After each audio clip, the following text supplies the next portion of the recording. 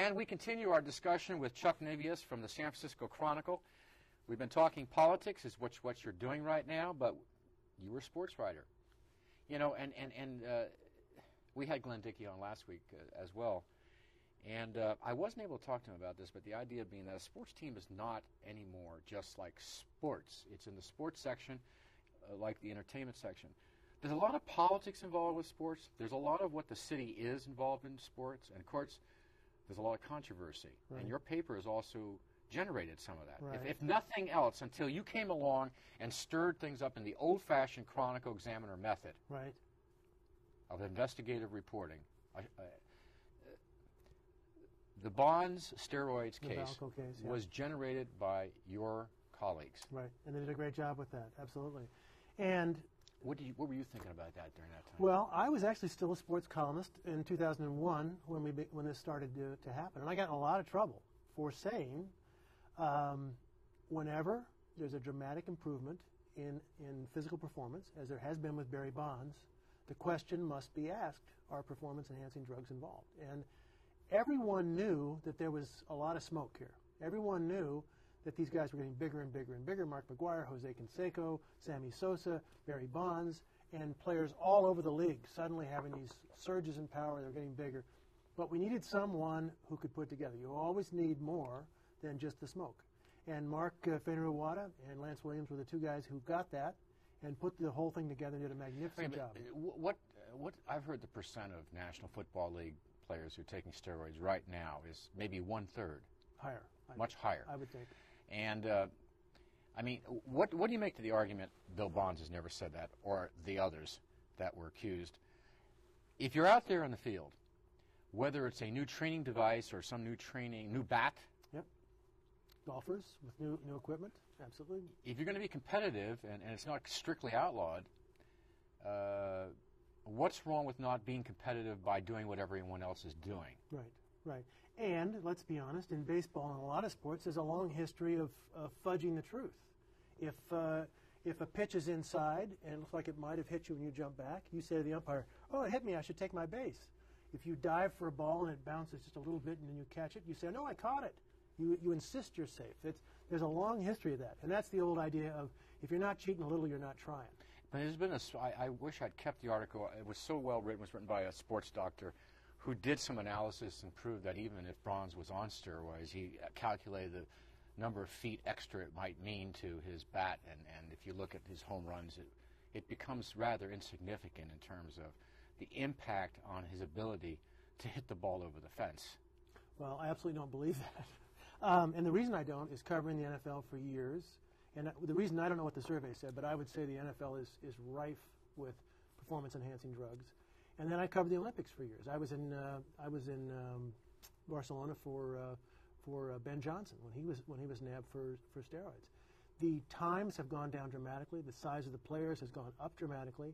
I can't calculate it in feet, but if you're able to use these drugs, and the misconception is that you take a drug and suddenly you get big. That's not it at all. If you take these drugs, you can work out like crazy. And when you and I work out, the next day we're so sore we can hardly walk. That never happens. So what do you think the impact would have been on Bonds if he hadn't? I think his career would have been over. It's alleged that he used knowingly steroids. Steroids or human growth hormone. You're right. He claims he was using something else. He probably didn't want to know. Flaxseed. And he probably said, don't ever tell me what flaxseed. It's a great take flaxseed. I think whether or not he gained 10 feet on every fly ball he hit, I don't know. But I'll bet his career has been extended 10 years or 5 years because he is able to keep himself in much better shape. He's able to stay much stronger. And if you look at his numbers, they were declining, declining, declining. If you could draw a chart for every Major League Baseball player at the age of 35, there were very few who were able to match their numbers at 35 once they passed that birthday. He not only matched them, he went on an unprecedented rise. And that's the effect. And so what do you think the impact should be, or what do you think the consequences should be? You know what, Art, there's nothing we can do because he has never tested positive. Yes. We can do nothing about it, and if it were up to me, and it's not, I'm no longer a voter for the Hall of Fame, I would have to say he should be in the Hall of Fame. Say it again. He would have to be in the Hall of Fame. Okay.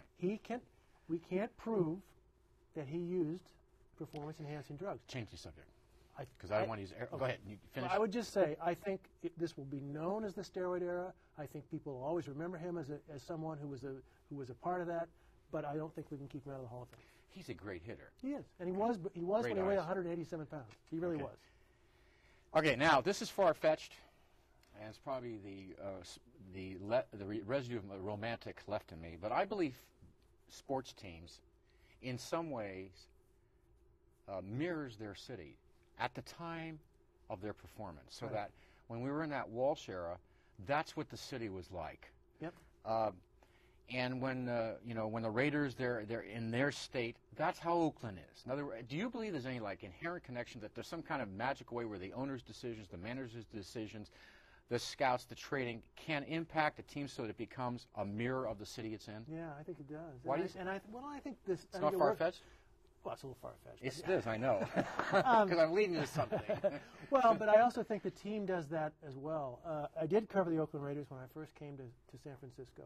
And the connection between that team and that city was so strong because Oakland felt like it was, the younger brother, the stepchild to San Francisco. And for them to have this world-class football team and bring all these cities come in and have them match up and then beat them meant so much to those people that their investment and the culture. Raider culture. Meant Raider a lot. Nation. It did. It was a rough city, and it was rough fans. And they were rough fans. And vicious. Incredibly loyal to what they were doing. Those players would talk about leaving through the tunnel and seeing the same families and the same seats until they would see their kids grow up. They would see their kids graduate from high school. And they recognized those. And we ruined that a little bit when they went to Los Angeles and came back. But those fans mirrored that city and represented that city and vice versa. Now, on the other side of the bay, a case can be made that this Bill Walsh method was also a mirror of the high technology brilliance of sophisticated plays and a different style. Do you think there's some truth to that? Oh, yeah. I mean, that it fit into he was perfect. He was perfect for San Francisco. If we brought in someone to the 49ers and he wanted to run 3 yards in a cloud of dust, they'd have gone to the games, and they're the 49er faithful, and they would, but San Franciscans were so proud. I mean, when Randy Cross talked about people, their Chardonnay and their Brie, I mean, that was the San Francisco fan. And they loved the idea that it wasn't just brawn. They were throwing these little passes going back and forth, up and down the field, and these big, strong, burly guys that foamed at the mouth couldn't stop them. And it was just too much. And, yeah, I think Bill Walsh he came out of Stanford. I mean, it was just It's a perfect, right? It was a great fit. Now, what I want to do is obviously, we're going to bring it now to the present. Then how do these two teams, and for that matter, we'll just stay with football right now, how do they reflect the cities they're in right now? Well, and first of all, we should mention the underpinning, which we know is false, because how many of the players actually come from these areas? True. Almost none. This team is created. Well, I think Oakland is dysfunctional. It's a dysfunctional team, and I think the city's a little dysfunctional. It cannot quite get a handle on what it needs to do to improve, and I think the team's going through that too. It has had great moments. It knows it needs to do something. It's not exactly sure. They're trying to, the election maybe compared to the draft, they're trying to get the new stars in, and it's been tough. And there's really now, as a result, a bit of now Attorney General Brown, when he was mayor, there are really two cities developing. I mean, there's a city in the hills, and also the new condominiums have been built on the waterfront. Right. New downtown. Right. Still, there are problems with the residents who've been there while this is growing around them. Right. And that's a bit like the Raiders would be. Let's come to the San Francisco team. I'm more intrigued about that. How would you, in our metaphor that we're doing, how would you explain, how does this team mirror this city now? Well, I think that it was all right, I'll just go with your analogy. The 49ers had an unprecedented run, and they were not only a trendsetter, but they not only went to the Super Bowl, they stayed at that level for a long time. And San Francisco was a world-class city. It remains a world-class city. It still is. But that stadium, this team, this city needs to stay current. It needs to renovate. It needs to keep itself fresh and still a world leader. And I think right now the team is kind of trying to reinvent itself, and I think San Francisco is trying to reinvent itself as well. And I'm not sure where we're all headed. I don't know if San Francisco is everybody's favorite destination, But it's very hard for people to come to San Francisco and walk past people injecting drugs on the sidewalk. So I think there's something.